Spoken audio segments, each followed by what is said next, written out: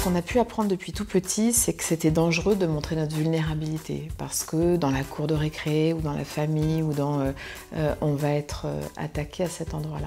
Et c'est là qu'on a des merveilles à faire en couple, de pouvoir, ne serait-ce que dans notre couple.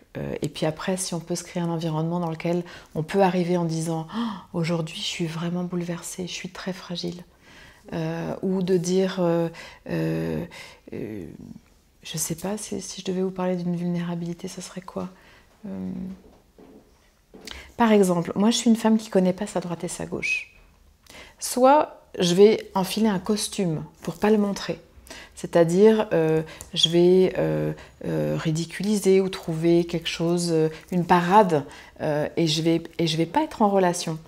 Soit je vais juste le dire, parce que finalement, ça ne fait pas de moi une femme de moins de valeur, c'est juste.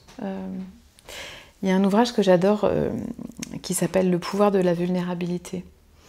Et notre vraie puissance, elle est là. Elle est de pouvoir se présenter tout entier. Et ça commence dans le couple.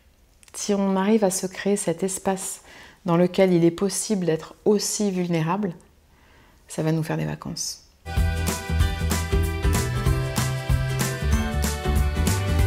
Dans cet espace, l'espace du couple, c'est complètement fondamental de pouvoir exister l'un et l'autre dans sa vulnérabilité. C'est comme tabou de ne pas aller pointer la vulnérabilité chez l'autre, mais au contraire de l'aider à vivre avec et être entier avec. Hein.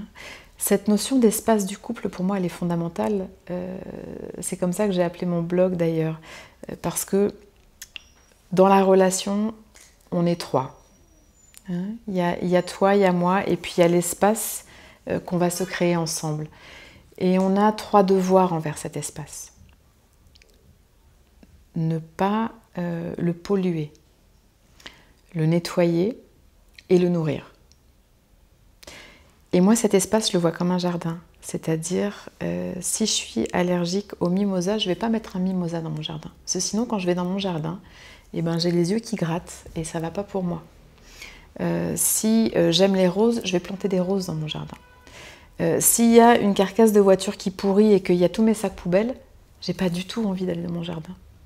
Et l'espace de la relation, c'est la même chose.